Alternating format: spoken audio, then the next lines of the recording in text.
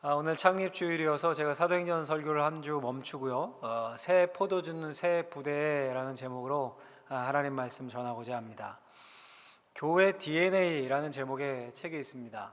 하워드 스나이더라고 유명한 목회자 겸 또 학자가 쓴 책인데 제목처럼요, 교회 DNA, 교회에 예수 그리스도의 DNA가 있다는 겁니다. DNA. 그러니까 교회를 생명체, 유기체로 보고 접근을 한 거죠. 성경적인 거죠. 교회에 대한 가장 좋은 비유가, 성경에 나온 비유가 뭡니까? 몸의 비유 아닙니까? 몸의 비유. 예수 그리스도께서 몸의 머리, 교회의 머리이시고 우리는 지체입니다.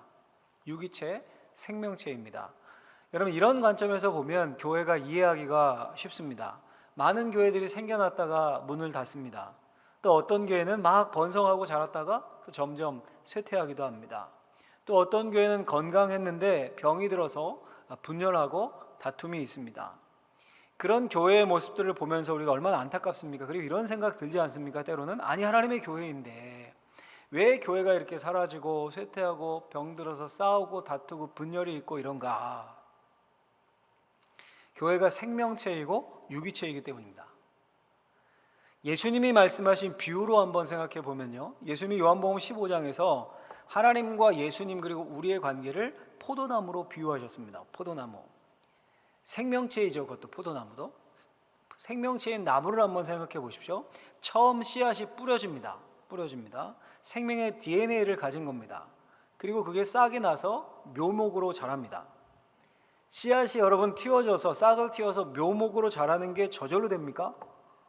적당한 온도, 물, 햇볕, 양분 모든 조건이 맞아야 됩니다. 안 맞으면 죽습니다. 그렇죠? 그리고 묘목이 되면 이건 또 저절로 자랍니까? 묘목은 약해요. 작은 충격에도 부러집니다. 그렇죠? 근데 그 묘목 중에 큰 나무로 자라는 것도 있습니다. 큰 그늘을 만들기도 하고 새들이 깃들고 쉼터가 됩니다. 무엇보다 열매를 풍성하게 맺습니다. 그리고 때로는요, 병충해에 노출되기도 합니다. 그래서 농부의 세심한 돌봄과 보호가 필요하고 도움을 받아야 합니다. 마치 교회가 그런 겁니다. 교회가 생명체이고 유기체입니다. 그래서 교회는 세워놓으면 그 자리에 그냥 쭉 무슨 비석이나 동상처럼 변함없이 쭉 있는 게 아닙니다. 생명의 씨앗이 뿌려졌는데 싹을 틔우지 못하고 없어지기도 합니다. 또 자라다가 성장을 멈추기도 합니다. 병이 들기도 합니다. 또 어떤 교회는 장성하게 자라서 열매를 맺고 여러 세대에 걸쳐서 큰 유익을 주고 씨앗을 전수해 가기도 합니다. 그게 개개의 교회들입니다. 여러분, 우리 방어진제일교회는 어떤 교회가 되어야 될까요? 당연히 잘 자라서 많은 열매를 맺고 몇 세대에 걸쳐서 풍성함을 주는 그런 교회가 되었으면 좋겠습니다. 할렐루야, 할렐루야. 여러분, 어떻게 하면 그런 교회가 될 수 있을까요? 어떻게 하면 지금보다 더 풍성하게 잎을 내고 열매를 맺을 수 있을까요? 두 가지로 오늘 생각해보고 은혜를 나누고자 합니다. 첫 번째는요, 같이 한번 해보겠습니다. 교회는 성령의 인도하심 가운데 늘 새롭게 되어야 한다. 성령의 인도하심 가운데 늘 새롭게 되어야 합니다. 그렇게 돼야 돼요. 오늘 본문을요, 좀 쉬운 버전 성경, 표준 세번역 성경으로 다시 한번 찬찬히 읽어보도록 하겠습니다. 마가복음 2장 22절 다시 한번 읽겠습니다. 또 새 포도주를 낡은 가죽 부대에 담는 사람은 없다. 그렇게 하면 포도주가 가죽 부대를 터뜨려서 포도주도 가죽 부대도 다 버리게 된다. 새 포도주는 새 가죽 부대에 담아야 한다. 아멘. 예수님이 지금 포도주 비유를 말씀하십니다. 포도주 비유를. 예수님은 늘 일상을 이렇게 소재로 삼아서 비유를 하신 적이 많습니다. 예를 들면 씨 뿌리는 자의 비유라든가 흔히 볼 수 있는 거 아닙니까? 농경시대. 오늘 본문의 포도주 비유도 마찬가지입니다. 흔히 주변에서 포도원을 볼 수 있었습니다. 이스라엘에는 지금도 그렇습니다. 포도원을. 포도주가 주 음료 아닙니까? 이 비유를 듣는 몇몇 사람들은 포도 농사를 짓는 사람이었을 테고 또 포도나무 전지를 하고 가지치기를 하고 포도 수확을 하는 자들이었을 겁니다. 때가 되면 수확을 하고 포도를 짜고 열매를 따고 포도주를 만들고 즐겼을 겁니다. 여러분, 당시에 포도를 따면 이제 양중통에 옮겨 담는 겁니다. 그래서 으깨는 거예요. 으깹니다. 으깨면 그 으깬 포도 열매를 40일 동안 침전시킵니다.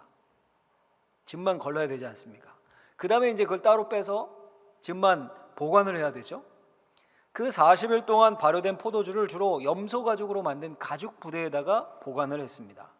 지금처럼 무슨 플라스틱 통이 있습니까? 무슨 항아리가 있습니까? 그게 귀할 때 아닙니까? 가죽 부대에. 그러니 당연히 가죽 세공업이 발달을 했겠죠. 사도행전 9장에 보면요, 욥바의 무두장이 시몬이라는 사람이 나옵니다. 베드로가 그 집 옥상에서 기도하다 환상을 보고 부정한 짐승들 잡아먹어라, 이 환상 기억하시죠? 그 환상을 봤던 이 무두장이 시몬. 이 무두장이라는 의미가 짐승의 가죽을 벗겨서 가죽을 세공하는 직업을 의미합니다. 또 여러분, 우리가 잘 아는 아굴라와 브리스가 그 바울의 최고의 협력자들이었죠. 천막 제조업자라고 우리가 알고 있는데, 요즘처럼 여러분 천막이 무슨 나일론으로 만들고 뭐 그런 합성 수지로 만든 천막이 아니죠. 그때 그게 없죠. 당연히 무슨 천막이겠습니까? 가죽 천막입니다. 가죽. 그러니 가죽 세공업자였던 겁니다. 그러니까 여러분, 포도주와 가죽 부대는 당시 너무도 일상적인 삶의 현장인 겁니다. 예수님이 뭐라고 하십니까? 새 포도주는 낡은 가죽 부대가 아니라 새 부대에 넣어야 한다라고 하십니다. 왜 그렇습니까? 낡은 가죽 부대는 다 낡은 겁니다. 이제 늘어날 대로 다 늘어났습니다. 신축성이 없습니다. 낡은 가죽은. 그러면 어떻게 하다가 되겠습니까? 새 포도주를 거기다 넣으면 발효하잖아요. 포도주가 부글부글 끓습니다. 팽창합니다. 근데 가죽 부대는 더 늘어날 여지가 없어요. 다 낡아버려가지고 다 이미 늘어났습니다. 신축성이 없습니다. 당연히 어떻게 되겠습니까? 터져버리겠죠. 그러니까 새 포도주는 반드시 어디에 담아야 합니까? 새 가죽 부대에 담아야 합니다. 신축성이 있는, 늘어나는, 부글대도 버틸 수 있는. 그래서 여러분, 예수님 시대에는 포도주 생산자들은 포도주를 담는데 굉장히 주의를 기울이고 적합하지 않은 통이나 부대, 가죽 부대를 사용하지 않기 위해서 굉장히 조심했다고 합니다. 왜요? 속아서 만약에 겉이 번지를 해서 잘 이렇게 꾸며놔가지고 새 부대인 줄 알고 샀는데 낡은 부대여서 그거 터진다. 그러면 1년 농사 망치는 겁니다. 망하는 거예요. 자, 여러분, 여기서 우리가 예수님의 중요한 의도를 알 수 있습니다. 새 포도주는 뭡니까? 넓게는 예수님으로 인해 도래한 하나님의 나라입니다. 새 시대입니다. 범위를 좁히면 어떻게 말할 수 있을까요? 교회라고도 할 수 있을 것 같아요. 교회. 또 교회의 핵심 코어인 복음입니다. 복음. 그렇다면 여러분, 그 교회를, 새 시대를 담는 가죽 부대는 뭘까요? 교회의 구조. 교회의 구조.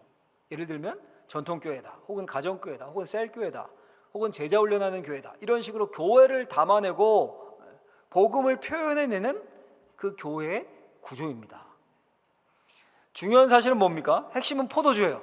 교회 자체, 하나님의 나라, 복음이 핵심입니다. 예수 그리스도가 핵심입니다. 그게 본질이요, 핵심이에요. 근데 그 본질을 담는 가죽 부대에 담기는데, 그게 어떻게든 표현이 되는데, 그 가죽 부대가 어때야 되는 겁니까? 늘 새 것이어야 하는 겁니다. 낡은 것이어서는 안 됩니다. 날마다 새롭게, 늘 새로워져야 되는 겁니다. 여러분, 예수님이 왜 이 포도주 비유를 하신 겁니까? 교회의 DNA인 생명체이신 예수님이 하나님 나라를 이 땅에 가져오셨는데, 복음을 들고 오셨는데, 지금 낡은 가죽 부대 때문에 고생을 하고 계시기 때문이에요. 고생을 하고 계신 겁니다. 몇 구절만 하면 성경을 읽어보죠. 마가복음 2장의 문맥을 한번 살피는 차원에서 2절 말씀, 2장 7절 말씀 같이 읽겠습니다. 이 사람이 어찌 이렇게 말하는가? 신성모독이로다. 오직 하나님 한 분 외에는 누가 능히 죄를 사하겠느냐? 16절 말씀도 읽어보겠습니다. 바리새인의 서기관들이 예수께서 죄인 및 세리들과 함께 잠수시는 것을 보고 그의 제자들에게 이르되 어찌하여 세리 및 죄인들과 함께 먹는가? 아멘. 18절 말씀도 같이 한번 읽어보겠습니다. 요한의 제자들과 바리새인들이 금식하고 있는지라 사람들이 예수께 와서 말하되 요한의 제자들과 바리새인의 제자들은 금식하는데 어찌하여 당신의 제자들은 금식하지 아니하나이까? 또 한 구절 읽어보죠. 마가복음 2장 24절 말씀인데 같이 한번 읽어보겠습니다. 바리새인들이 예수께 말하되 보시오, 저들이 어찌하여 안식일에 하지 못할 일을 하나이까? 아멘. 무슨 말입니까? 당시 지도층이고 율법 교사였던 바리새인들이, 유대인들이 사사건건 예수님의 사역에 시비를 겁니다. 당신이 뭔데 지금 죄사함을 선포하는 거요? 그 신성모독이요. 아니 왜 세리와 죄인들과 함께 어울리고 함께 먹는 거요? 아니 왜 금식하지 않소? 왜 안식일에 해서는 안 된 일을 하는 거요? 계속 예수님께 시비를 겁니다. 예수님이 율법을 어겼다는 겁니다. 근데 여러분, 그 율법이 뭡니까? 율법이 하나님의 말씀입니까? 아니에요. 하나님의 말씀이 아니라 자신들의 전통, 자신들의 생각입니다. 성경에는 장로들의 유전이라고 나와요. 장로들의 유전. 여러분, 바리새인들이 하나님에 대한 믿음이 없었습니까? 믿음이 있었습니다. 아주 좋았습니다. 아주. 그럼 열심이 없었을까요? 열심이 특심이었어요. 열심도 있었습니다. 그래서 만든 게 뭐냐면 장로들의 유전이라는 거예요. 장로들의 유전. 소위 울타리를 침이라고 이야기했습니다. 그 당시 울타리를 치다. 울타리를 친다는 게 무슨 의미일까요? 예를 들면 이런 거예요. 하나님의 말씀 율법이 있습니다. 진짜 율법. 안식일을 기억하여 거룩하게 지키라. 하나님의 말씀이죠. 이게 율법입니다. 이걸 지켜야 합니다. 근데 여러분, 언제부터가 안식일입니까? 언제부터가?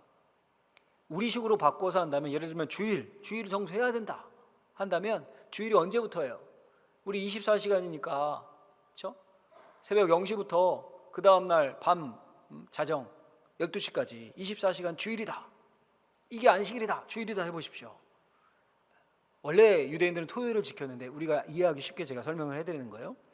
그런데 그게 주일인데 토요일 밤에 텔레비전을 너무 보다가 너무 재미있어 폭 빠져가지고 깜빡 12시를 넘겼어요. 자기가 의도하지 않았는데. 그럼 주일을 거룩하게 못 지킨 겁니다. 못 지켰어요. 그렇죠? 그래서 그 율법, 하나님의 말씀에 울타리를 치다, 울타리를 쳐놓는 겁니다. 범위를 넓히는 겁니다. 그런 실수를 방지하기 위해서. 예를 들어 토요일 오후 10시부터다, 자정부터가 아니라 10시부터 그 다음 24시 자정 밤 늦게까지가 아니라 새벽까지다, 새벽 예배 전까지다, 이런 식으로 하나님의 말씀에 넓게 울타리를 쳐놓는 겁니다. 그러면 실수를 했어요. 실수를 해도 하나님의 말씀 그 자체는 어길 일이 없겠죠. 그렇죠? 뭐 TV 보다가 뭐 깜짝 놀란다 하더라도 12시를 넘어갈 일은 없겠죠. 10시부터라고 해놓으면. 하나님의 계명에 이렇게 울타리를 쳐놓는 겁니다. 또 하나 예를 들면 안식일에 일하면 안 됩니다. 일하면 안 돼요. 거기다 울타리를 쳐놓는 겁니다. 울타리를. 썩은 무화과 정도의 무게 하나 드는 것도 일이다. 또 엘리베이터 버튼 누르는 것도 일이다. 이런 식으로. 그러면 돈 벌고 노동하고 이런 일은 안 하겠죠. 엘리베이터 버튼 누르는 것도 일인데, 그렇죠? 노동해서 일하겠습니까? 얼마나 열심히 있습니까, 이들이. 근데 여러분, 그게 나중에 어떻게 됩니까? 이게 장로들의 유전으로 굳어집니다. 이제 그거 어기면 큰일 나는 거예요. 그 울타리 넘어서면 큰일 나는 거예요. 이제 왜 금식하지 않소? 왜 당신 제자들 안식일에 미리삭을 왜 자르는 거예요? 그거 일하는 건데. 왜 안식일에 병자를 고치는 거예요? 그거 일하는 건데. 자신들의 전통을 고집스럽게 고집하는 겁니다. 그러니 새 포도주이신 예수님과 충돌이 일어나는 겁니다. 낡은 가죽부대 같은 그들이 견딜 수가 없습니다. 심지어 이런 바리새인들에게 예수님이 뭐라고 하십니까? 마가복음 7장 8절에 보면 이런 말씀이 나와요. 같이 한번 읽어보겠습니다. 같이 읽겠습니다. 너희가 하나님의 계명은 버리고 사람의 전통을 지키느니라. 아멘. 여러분, 무슨 말입니까? 핵심을 찌르신 거죠. 하나님의 말씀, 하나님의 계명 지키겠다고 울타리를 쳐놓고 장로들의 유전이라고 만들어 놓고 그거 지키겠다고 진짜 하나님의 계명은 너희가 범하고 있다. 여러분, 그렇지 않습니까? 안식일이 사람을 위해 있는 것인데 병든 사람 고쳤다고 너 일했다고 안식일 어겼다고 하니까. 그렇죠?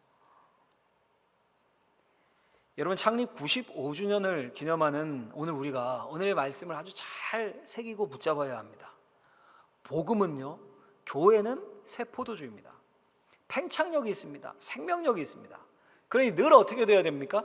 늘 새 가죽부대에 담아야 합니다. 늘. 95년 전에도 50년 전에도 지금도 복음은 변함이 없습니다.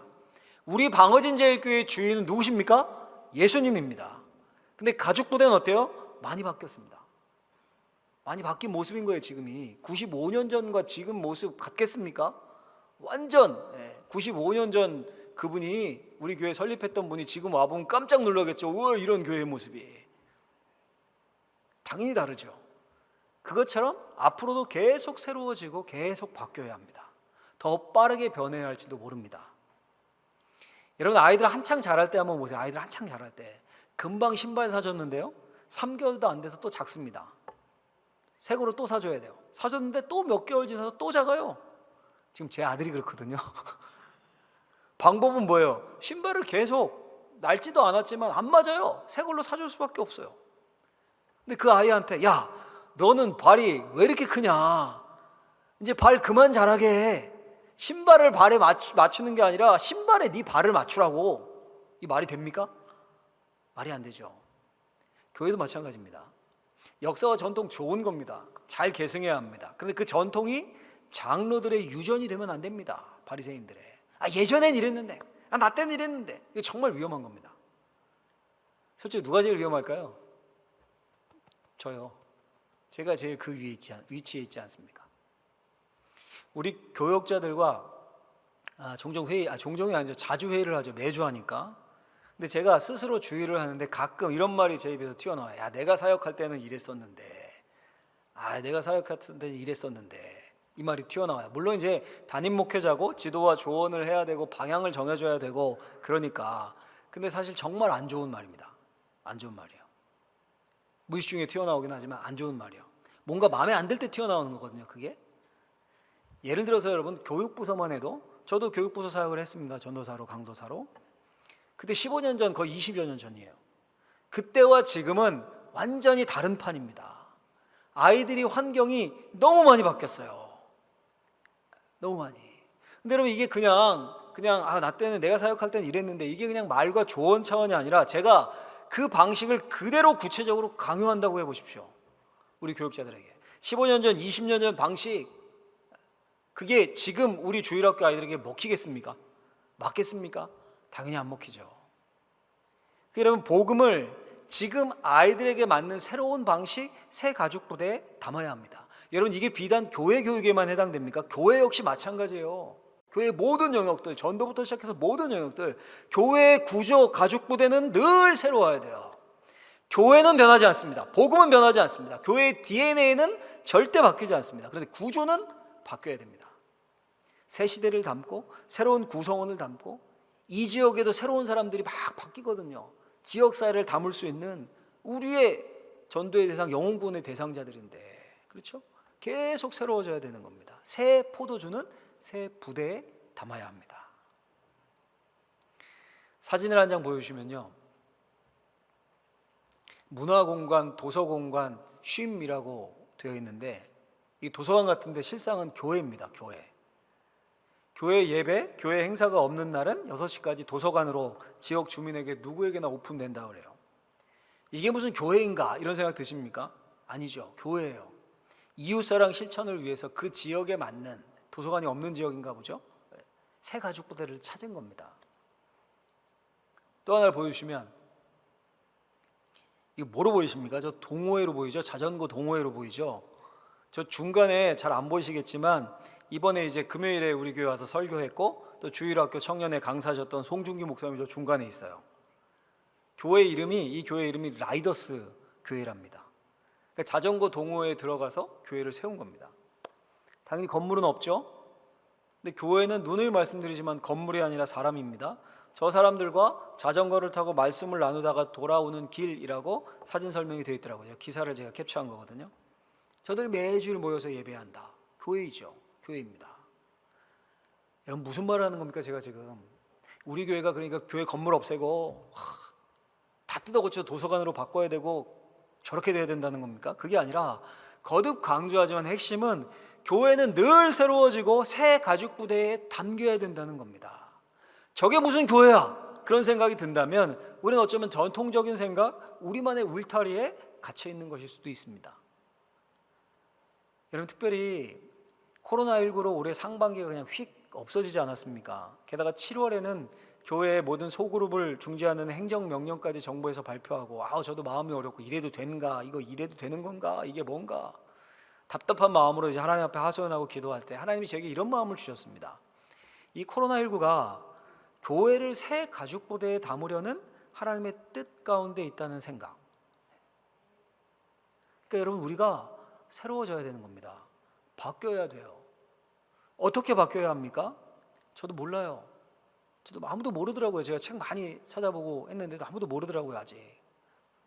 근데 여러분 시작은 분명해요. 시작은 이 말씀을 붙잡고 우리 안에 있는 장로들의 유전을 깨는 것부터 시작해야 되는 겁니다. 우리의 전통, 우리의 고정관념을 뛰어넘어야 합니다. 뛰어넘어야 돼요. 그래서 우리 방어진 제일교회가 정말 이 지역에 하나님이 세우신 목적에 맞게, 사명에 맞게 잘 교회가 자라고 교회가 영혼을 구원하고 그 사명을 감당할 수 있는, 거기에 저와 여러분들이 놀랍게 사용되고 그로 인해 얻는 영광과 복스러움에 동참할 수 있게 되기를 예수님의 이름으로 간절히 축원합니다. 축원합니다. 두 번째는요, 우리 한 가지 더 같이 한번 읽어보겠습니다. 교회는 늘 말씀, 복음으로 지배되어 변화와 회개를 가져와야 한다. 교회는 늘 말씀, 복음으로 지배되어서 회개와 변화를 가져와야 한다.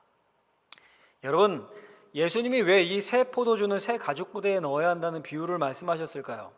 마가복음 2장 전체 문맥을 보면 아까 우리가 잠깐 살펴봤는데요, 지금 바리새인들과 유대인들이 부글부글 하고 있습니다. 예수님이 중풍병자를 고치면서 내 죄사함을 받았느니라 선포하자 중풍병자가 나았습니다. 나와서 일어나서 걸어갔습니다. 얼마나 놀라운 일입니까 그게. 근데 낡은 가죽 부대인 서기관들은 그 놀라운 치유는 관심 바뀝니다. 이 어떻게 이런 능력이 나타났을까? 연구하고 예수님에 대해서 엎드리고 경배하고 관심 바뀝니다. 당신이 뭔데 지금 죄사함을 선포해? 이러고 덤벼듭니다. 당시 죄인이고 낮은 계급, 죄인이라고 여겼던 세리를 제자로 부르시고 그들과 식사를 하고 어울리자 또 덤벼듭니다. 아니 왜 경건하지 못한 죄인, 세리와 밥을 같이 먹는 거요? 전통에 따라 금식해야 하는 날 금식하지 않자 대번에 또 달려듭니다. 왜 금식하지 않는 거요? 예수님의 제자들이 안식일에 밀밭을 가다가 거충장스러운 밀 이삭을 좀 자르자 또 득달같이 달려듭니다. 쫓아다녔던 것 같아요. 왜 장로들의 그 유전을 어기고 안식일에 일을 하는 거요? 무슨 말이에요? 지금 낡은 가죽 부대에 새 포도주가 들어갔습니다. 그래서 지금 이제 지글지글 부글부글 터지기 직전까지 온 겁니다. 그럼 새 포도주는 누굽니까? 당연히 예수님입니다.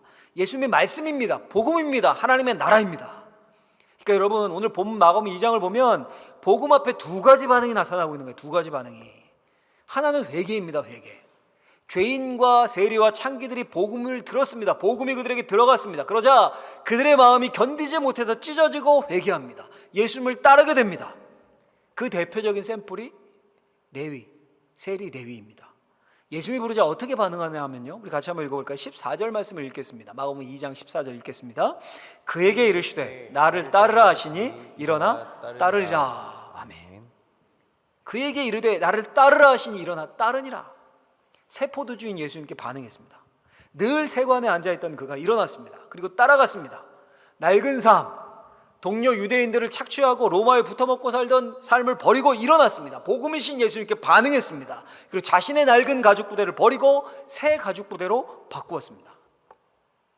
반면에 바리새인과 서기관들은 어떤 반응을 보인 겁니까? 낡은 가죽 부대를 고수했습니다. 거기에 예수님을 끼워 맞추려고 했습니다. 담으려고 했습니다. 근데 담깁니까? 안 담깁니다. 새 포도주이신 예수님이 복음이 팽창하기 시작합니다. 부글거리기 시작합니다. 돌이켜야 되는데, 회개해야 되는데, 낡은 가죽 부대를 버리고 새 가죽 부대로 바뀌어야 되는데 그럴 기미가 안 보입니다. 결국 나중에 어떻게 됩니까? 낡은 가죽 부대는 터져서 찢어져 버립니다.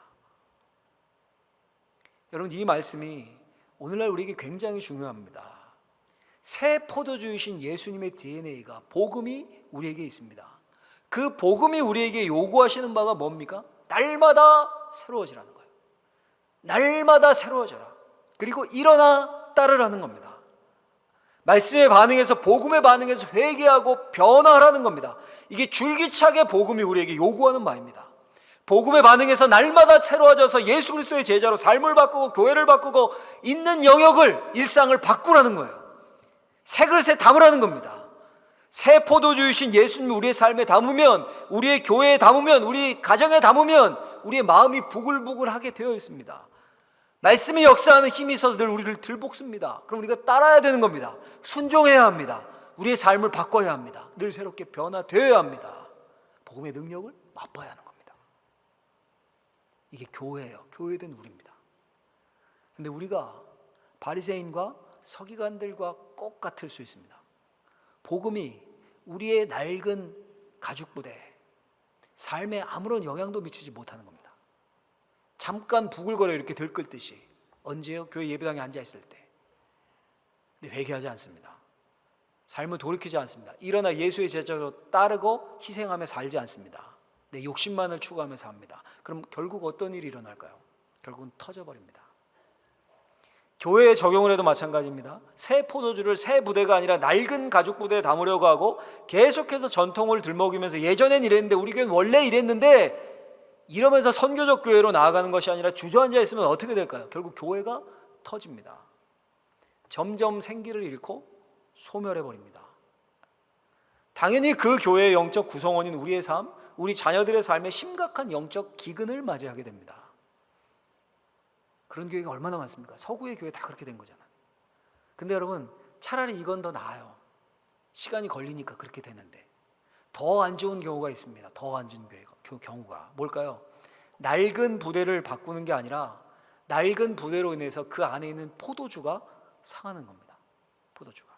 주님이 이렇게 얘기하시잖아요. 포도주도 버리고 부대도 버리게 된다. 복음이 바뀌는 거예요. 낡은 가죽 부대 때문에. 예수를 놓치는 겁니다. 포도주가 변질되는 겁니다. 여러분, 그렇게 되면 정말 심각하게 됩니다. 교회인데, 하나님의 교회인데 복음, 하나님의 말씀이 아니라 인간의 말과 생각만이 난무합니다. 그걸 복음이라고 생각합니다. 예수님이 아니라 목사가 숭배의 대상이 됩니다. 예수님의 자리를 차지하게 됩니다. 말씀이 희귀해지고 복음이 희귀해집니다. 여러분, 죄송하지만요, 정말 죄송한 말이지만 그런 교회라면 빨리 탈출해야 됩니다. 왜냐하면 영혼이 소멸되고 망하는 지름길에 들어선 것이기 때문입니다. 물론 그게 내 마음에 안 들어 이래서 교회 나가라는 의미가 아니에요. 여러분, 교회는 말씀이 없으면 죽습니다. 교회는 예수님이 주인 되지 않으면 더 이상 교회가 아닙니다. 교회는 성령의 인도하심 따라 변하지 않으면 소멸의 길로 접어듭니다. 자, 여러분, 그러니까 95주년을 맞이한 우리 교회가 나아가야 할 방향이 분명해진 겁니다. 뭡니까 여러분?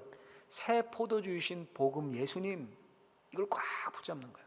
예수님의 DNA, 복음에 반응하는 교회, 말씀이 살아있는 교회, 예수님이 주인 되는 교회가 되는 겁니다. 그게 구체적으로 어떻게 나타나야 됩니까? 낡은 가죽 부대인 나의 생각, 나의 완고한 전통 관습을 버리고 새 가죽 부대를 준비해 가는 겁니다. 그래서 미셔널 처치로 소금과 빛으로 이 지역을 향해, 세상을 향해 나아가는 거예요. 그런 교회를 만들어가는 것이 우리의 사명입니다. 그래야 우리가 살고요, 우리의 자녀들이 살고 이 지역이 살아나는 거예요. 지역이 영적 싸움 중이거든요. 지금 치열한 복음의 능력이 없으면 영적 사역을 감당할 수가 없어요. 여러분, 한번 생각해 보십시오. 우리가 현실을 냉정하게 좀 봤으면 좋겠습니다. 냉철하게. 코로나19 이후에 모든 것이 급속도로 변하고 있습니다. 이미 변한 것도 있고 더 급히 변할 겁니다. 산업 개편이 더 빨라질 것이고 미국과 중국 간의 패권 다툼은 더 심해질 겁니다. 이제 보호무역주의가 더 심해지겠죠. 개인주의가 더 만연해질 것도 자명한 사실입니다. 밥도 혼자 먹고 혼자 즐기는 시대 아닙니까?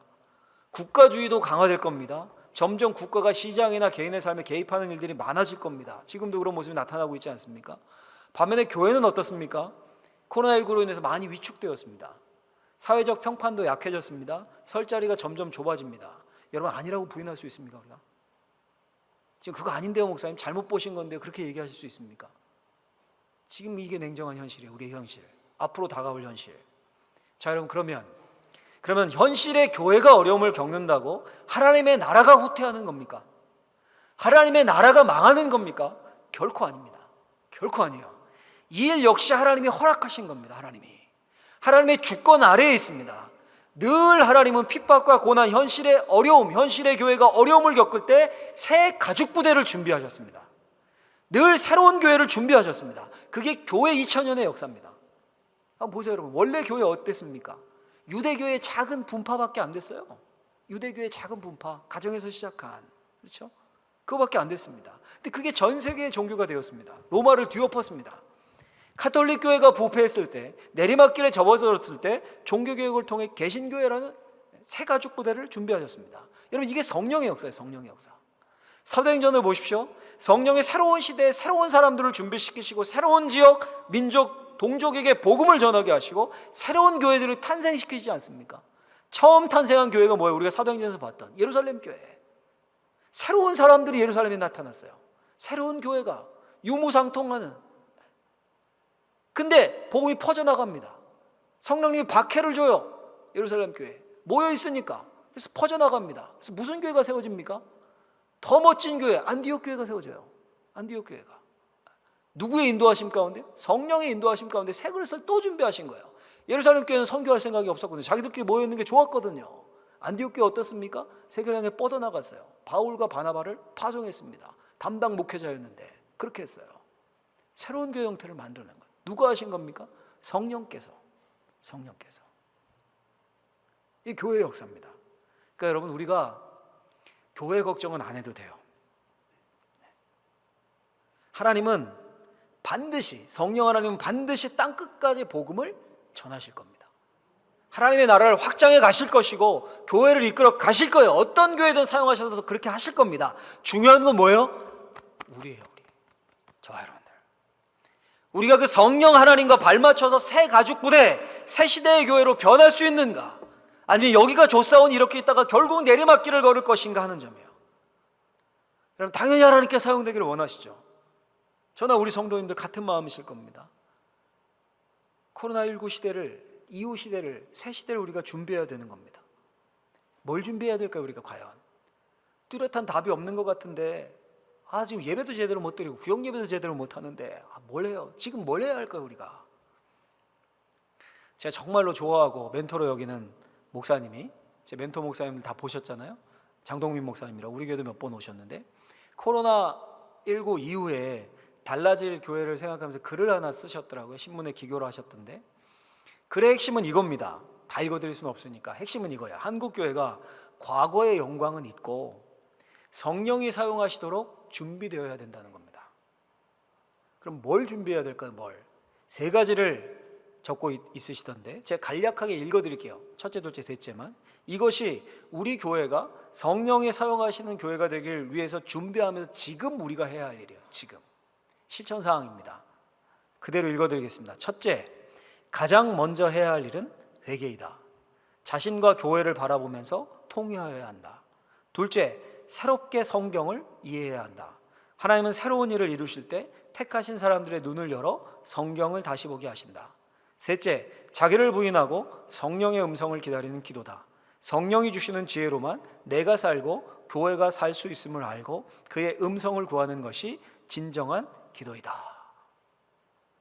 여러분, 우리가 하반기부터 힘써서, 휴가 갔다 오셔서 힘써서 준비해야 될 부분이에요. 회개, 성경을 새롭게 보는 것, 성령의 음성을 기다리며 기도하는 것. 목사님 그래요, 시시하네요, 새로운 대단한 게 있을 줄 알았는데, 여러분, 아닙니다. 이게 이루어지지 않으면 새로운 교회로 나갈 수가 없어요. 새가죽 부대를 찾을 수가 없어요. 사도행전 보십시오. 예루살렘 교회에 박해가 일어나서 다 뿔뿔이 흩어졌습니다. 안디옥까지 이른 사람들이 안디옥 교회 세워질 거 알고 그 계획해서 그렇게 한 겁니까? 몰랐어요. 그냥 박해가 나서 흩어져서 성령의 인도하심 가운데 그 안디옥 교회가 세워진 거예요. 또 성령의 인도하심 가운데 이 일들을 그들은 했거든요. 이 일들을 성령의 인도하심을 구하면서 복음을 전하면서 이 일들을 했거든요. 오늘날도 마찬가지예요. 여러분, 우리가 한번 해보십시다. 하셔야 돼요. 거창하게 한국 교회를 갈 것도 없이요, 저와 제 목회를 보면서 저 스스로 회개하며, 여러분들도 여러분들의 스스로의 삶을 보면 내가 진짜 제자로 살고 있는지, 내가 진짜 예수 믿는 사람으로 살고 있는지, 진짜 하나님을 제일 우선 두는 삶을 살고 있는지 돌아보면서, 또 우리 교회를 돌아보면서 통회하며 회개하는 겁니다. 그리고 성경을 새롭게 이해하는 것, 제 역할이 크겠죠. 교육자들의 역할이 크겠죠. 어떻게든 애써 볼게요. 성경을 새롭게 이해하는 것과 성령의 음성과 지혜를 구하는 기도에 집중해야 합니다. 여러분, 이게 모호한 게 아닙니다. 이 작업이 이루어질 때 성령께서 역사하시고 새로운 가족부대, 새로운 길을 우리 교회에 허락하실 거예요. 목사님, 그 교회만 좋은 거지. 교회만 좋죠. 난 힘들어 죽겠는데. 여러분, 그게 아닙니다. 교회와 여러분들 개인의 삶을, 나를 이렇게 분리시켜서 생각하는 것은 전혀 성경적인 생각이 아닙니다. 누누이 말씀드리지 않습니까? 교회는 건물이 아닙니다. 이건 예배당이죠. 저와 여러분들이 교회입니다. 저와 여러분들이 교회가 성령님께 사용되고 새로워지고 복을 받으면, 새 가죽 부대를 찾고 힘이 나고 복을 받으면 우리 개개인이 새로워지고 복을 받는 거예요. 여러분, 100년을 향해 우리가 달려가고 있지 않습니까? 방언제일 교회 다 그렇게 새로운 교회로 복받는 인생들 되셨으면 좋겠어요. 우리가 예수님이 주인 되시는 교회, 성령께서 놀랍게 사용하시는 교회, 이 지역에, 이 땅에 두신 하나님의 계획을 멋지게 이루어드리고 같이 동참해서 하나님과 성령과 발맞춰 갈 수 있는 교회, 하나님의 칭찬받을 수 있는 교회, 우리가 꿈꾸는 그런 교회 될 수 있습니다. 하나님이 그렇게 하라고 우리 교회를 이렇게 성장시키셨을 것 같아요. 바라건대 이 지역을 책임지고 몰려드는 세속화의 그 영역에서 우리 자녀들을 성경적인 가치관으로 지켜내고, 그 위에 가죽부대 구조 방법을 찾아내고, 그래서 정말 하나님의 기쁨이 되는 저와 우리 사랑하는 모든 성도님들이 되시기를 예수님의 이름으로 축원합니다. 축원합니다.